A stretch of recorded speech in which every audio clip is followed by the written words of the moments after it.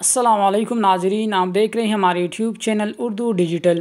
مردوں میں جراثیم کی کمی کی وجہ سے بے اولادی اور مردہ جراثیم۔ ہم بات کریں گے جراثیم کمزوری کے بارے میں کہ اکثر جو لوگ کے ہاں حمل نہیں ٹھہر رہا ہوتا، اس کی جو وجہ ہوتی ہے وہ مرد حضرات کے اندر جراثیم کی کمزوری ہوتی ہے۔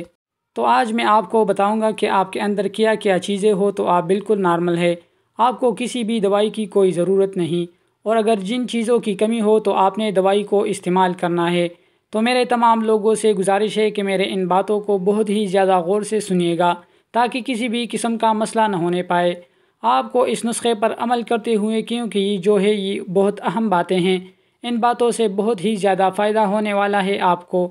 ناظرین، اگر آپ ہمارے چینل پر نئے ہیں تو ویڈیو کو لائک کریں اور ہمارے چینل کو سبسکرائب کریں اور بیل آئیکن کو بھی دبائیں تاکہ ہمارے ہر نئی آنے والی ویڈیوز آپ کو بر وقت ملتی رہے۔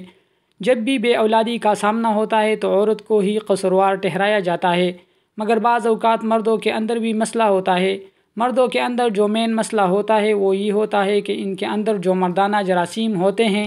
وہ کمزور ہوتے ہیں۔ اگر تو آپ کی شادی کو 5 سال سے زیادہ کا عرصہ ہو چکا ہے اور آپ کے ہاں ابھی تک اولاد نہیں ہو رہی، اور جو میل ہے اس کو اپنے جراثیم کی رپورٹ کروانی ہے۔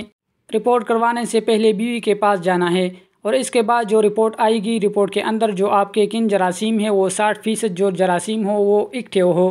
یعنی کہ موٹائل ہو، اور جو پس ہے وہ اگر 0 سے 1 سے 2%، تو اس کا یہ مطلب کہ آپ کی جو رپورٹ ہے وہ ٹھیک ہے، اس میں کسی بھی قسم کی پرابلم نہیں ہے۔ اگر جو آپ جراثیم ہے وہ 60 ملین سے کم ہے تو یہ پریشانی والی بات ہے،